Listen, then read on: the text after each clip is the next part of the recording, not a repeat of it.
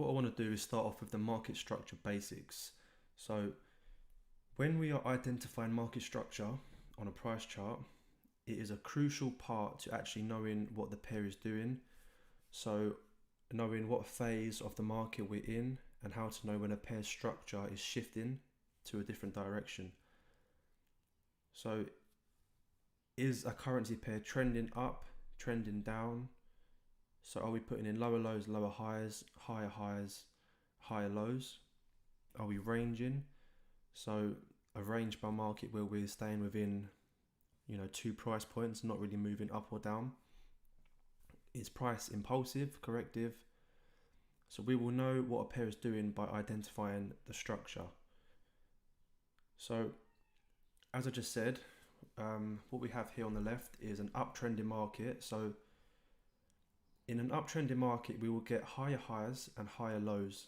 So as you can see, we have a high here and price pullback.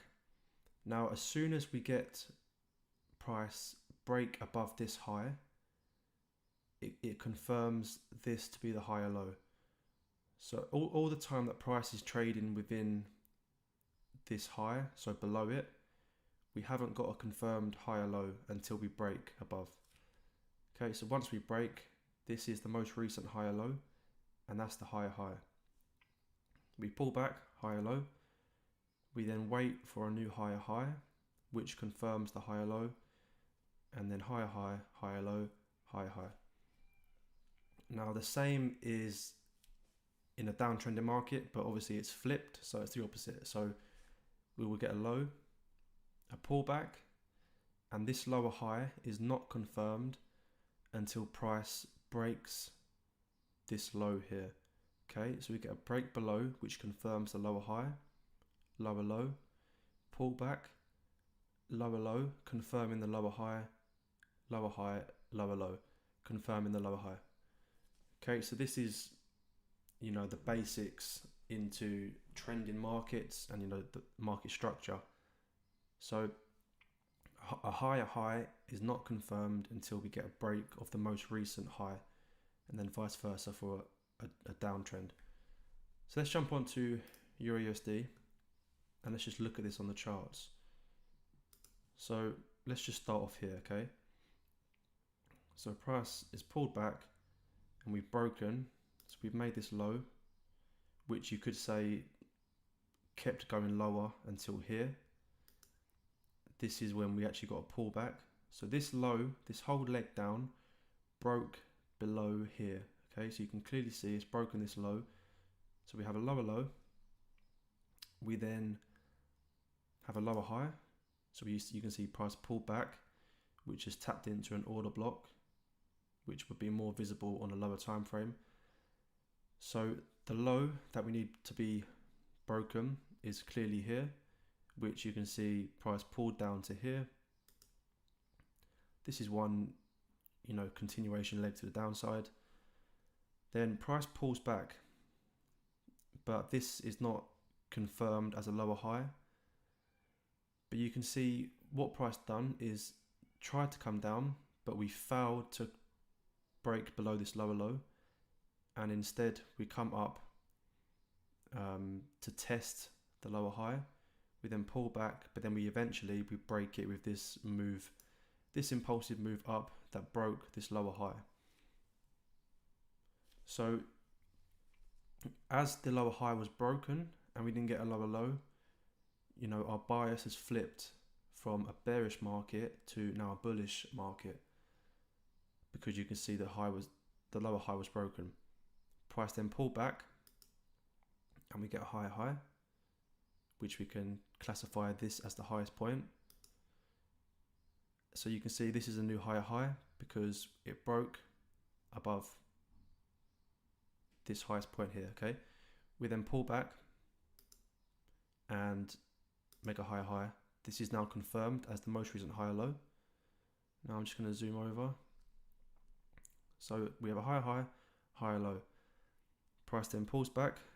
We consolidate for a good few days here.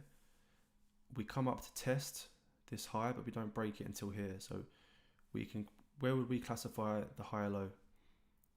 Well, technically the lowest point is here, so we can mark this as our higher low.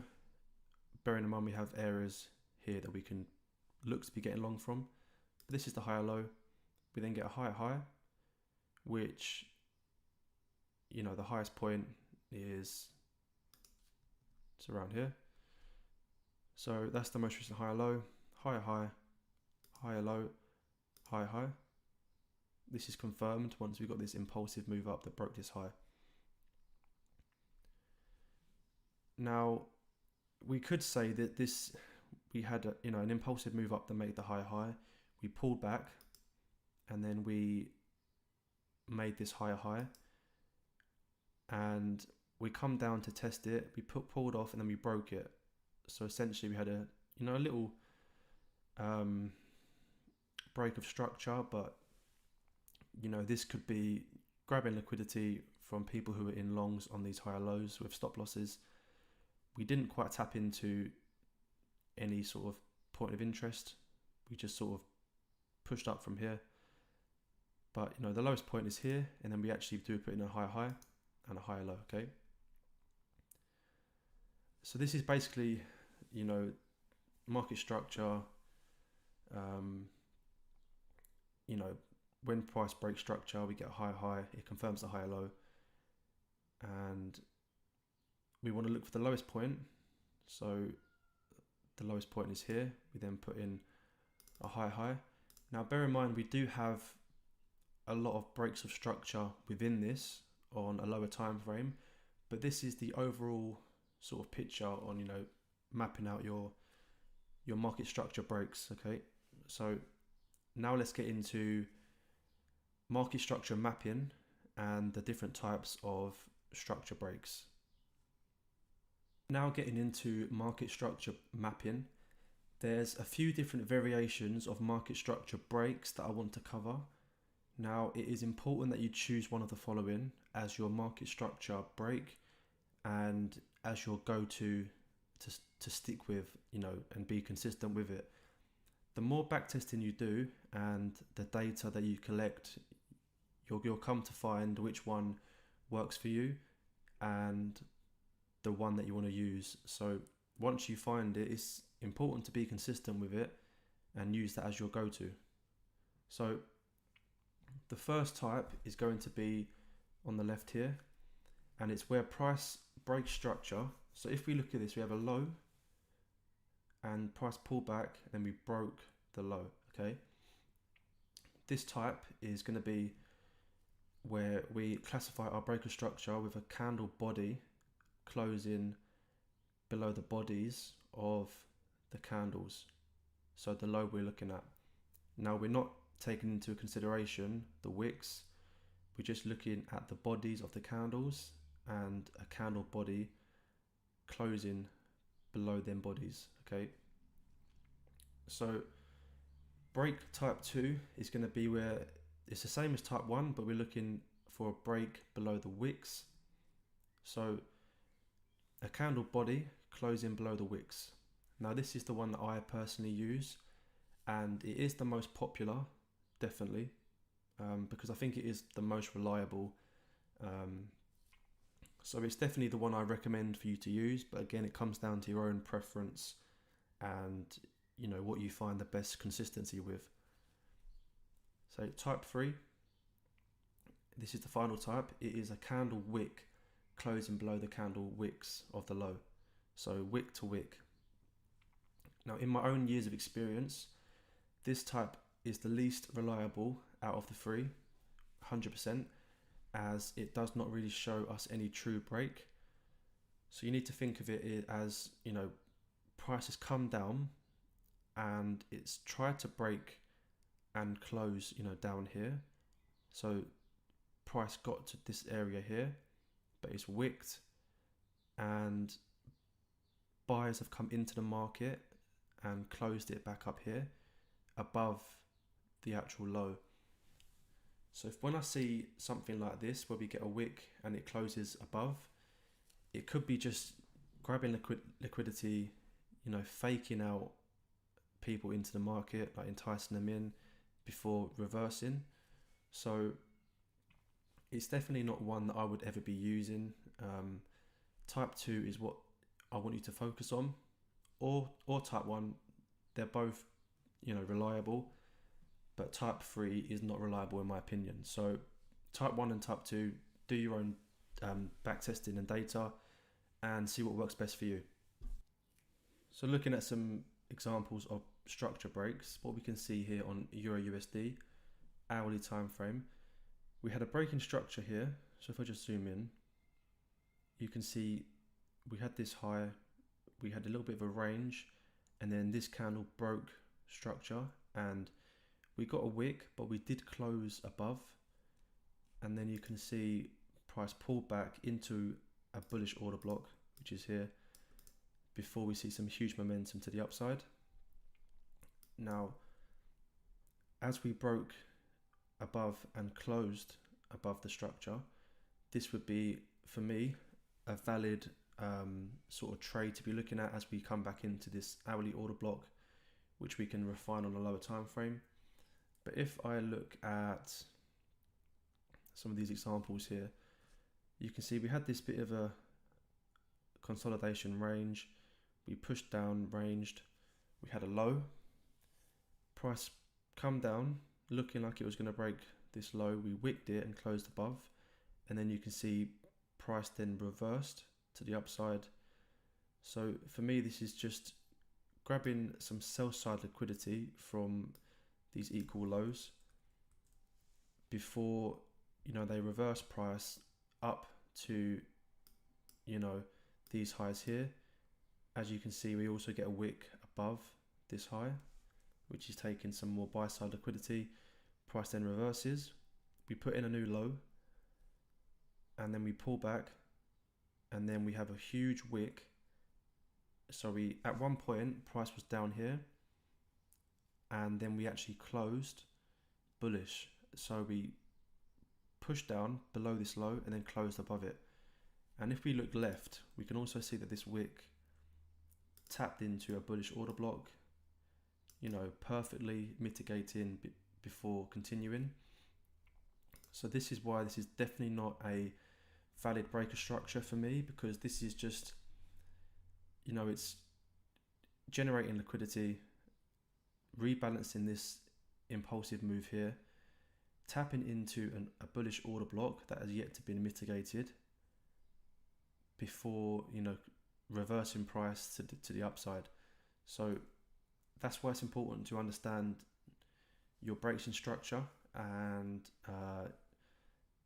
how it's breaking. So is it breaking, showing you that it actually wants to break and go in that direction, or is it breaking with wicks, mitigating something to the left before then continuing to the upside?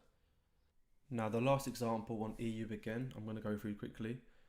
So if we look at what price was currently doing, we was clearly putting in lower lows and lower highs all the way down here. Now if I just zoom in a bit more, so fully zoomed in, you can see at this point here we had price put in this lower low and a lower high, because you can see this is the lower low that broke this low here. So then we can see that price impulsively broke this structure. Now for me, this would be a valid breaking structure, because you can see we had a candle body that closed above the wicks of this lower high. Okay, so once we got this, we can see we left imbalance as well. We have a nice momentous move showing us a change in market structure. We can then take the last down candle as our order block, which we can then obviously refine down to this candle here, because the momentum came in on the next candle which broke structure. So you can see after that we did get a good day or so of a range bound market. We did break structure again, so we did break structure here. Price did come down quite impulsively into that level. We did range. This is building some liquidity, which is more seen on a lower time frame.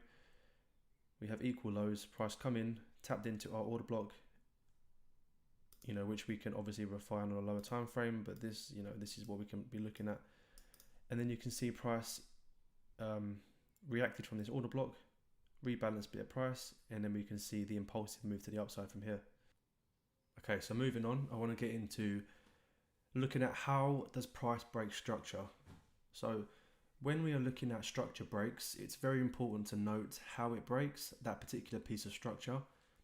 So what I mean by this is I'll be breaking structure and truly switching from a bullish to bearish market, or vice versa, bearish to bullish, or I'll be breaking a structural low high, grabbing liquidity, tapping into an unmitigated area of interest to then see price continue with the overall trend, whether that be bullish or bearish. This is why it's important that we take note of how price breaks, because it will give us a really solid idea of what price is actually doing and where it's likely to be heading.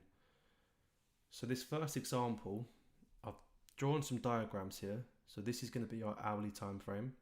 Okay, so you can see we're putting in higher highs, higher lows all the way up.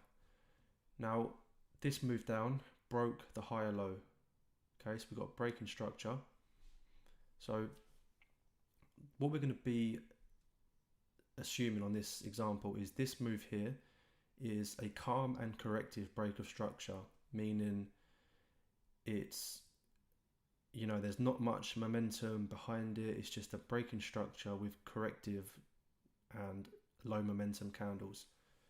Okay, so when we get this, so we're going to view this as a calm and corrective breaking structure, meaning it's very likely that price is coming down to sweep liquidity and tap into an unmitigated demand zone that was previously created.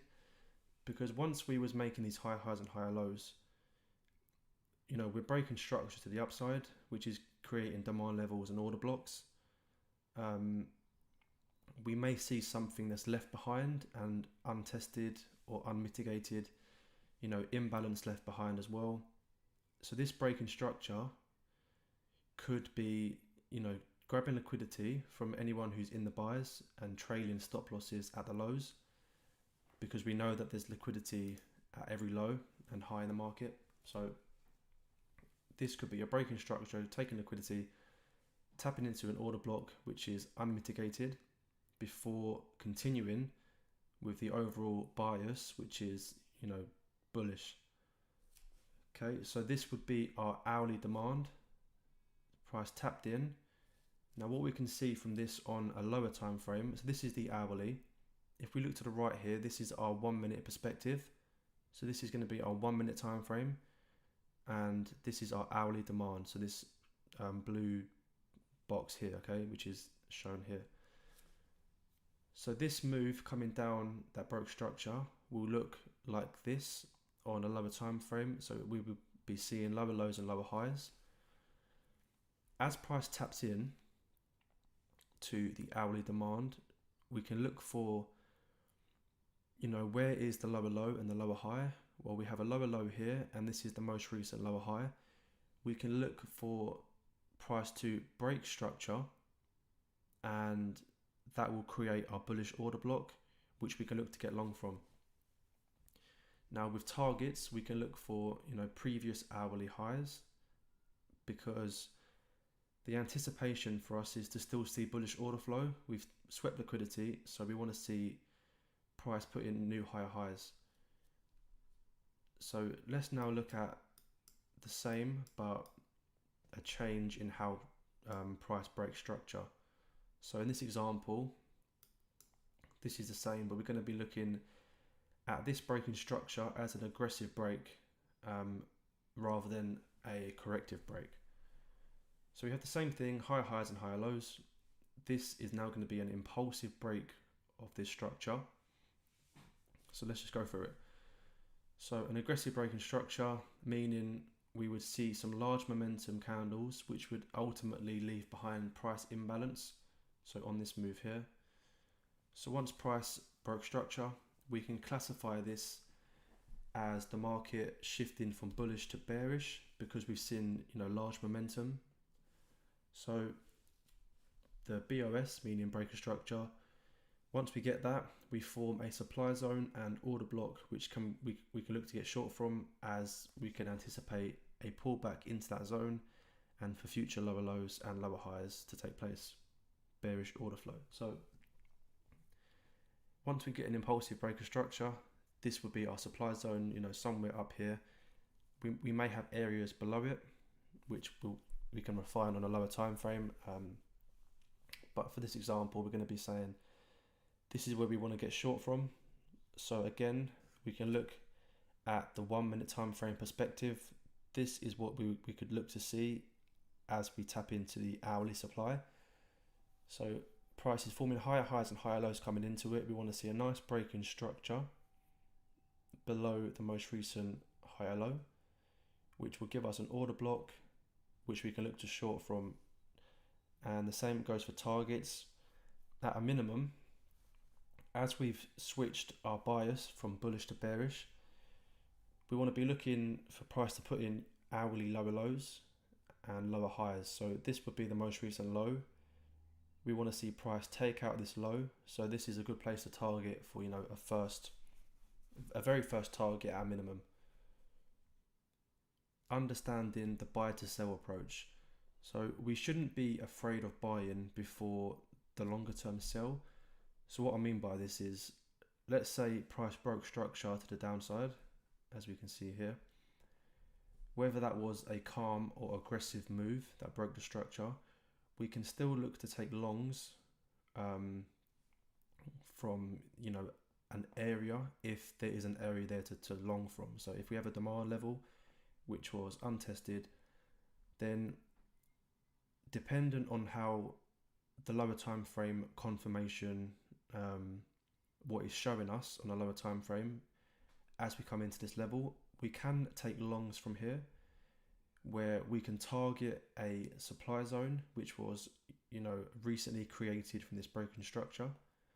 So we can buy from here and target up here before a longer term sell, which we can then expect for price to make new lows, and then lower lows, lower highs from there. Now this move from here, as we can use the lower time frames to our advantage, we can obviously get in with a very tight stop loss, and this move from here to here could be 30 pips, 20, 60, whatever. We can still make some nice percentage in this move here before we look to sell. So we can buy to sell. Now, the reason why this is also higher probability is because once price comes into this level, we're essentially mitigating this move, taking liquidity from anyone who's in buyers or even trading some form of breakout on this structure break, whatever the case may be. Liquidity is being taken, so people are getting stopped out to then see price come in to a supply zone. So it basically it clears the way for liquidity, and price can tap into a supply zone, and then we can short from here. So this move now has been mitigated, this demand zone. We've seen a push off, so we can now classify this as a completed sort of move.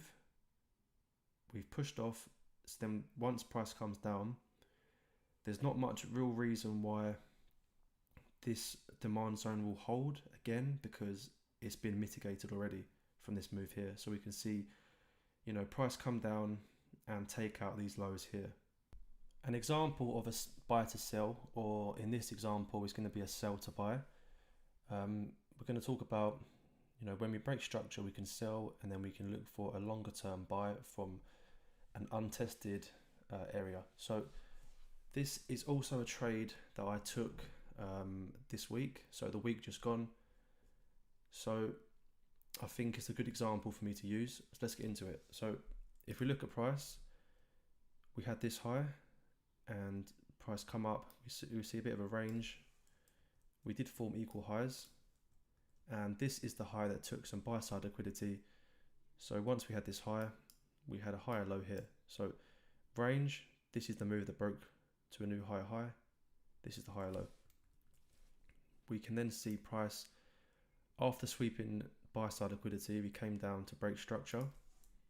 Now on this candle here, we actually wicked it, but if we did drag it along to this candle, we did close below.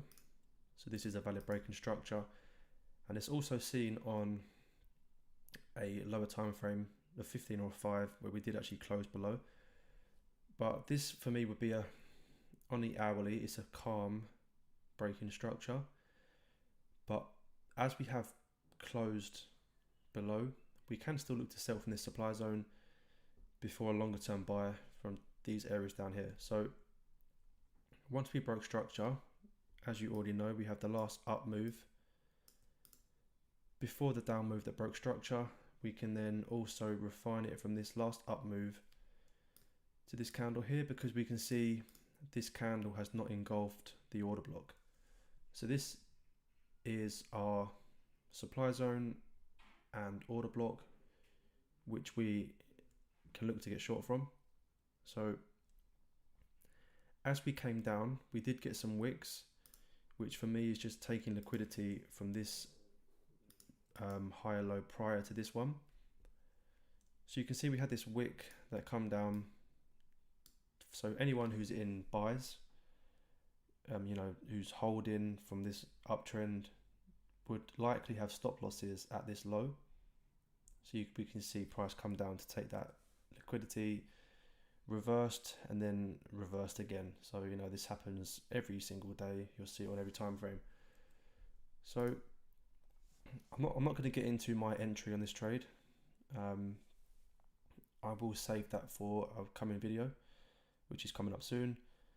But I did take a sell on a lower time frame. So once we tapped in, I was on the 1 minute time frame looking for, you know, reactions and breaks in structure, which leaves some imbalance, but I'll get into that.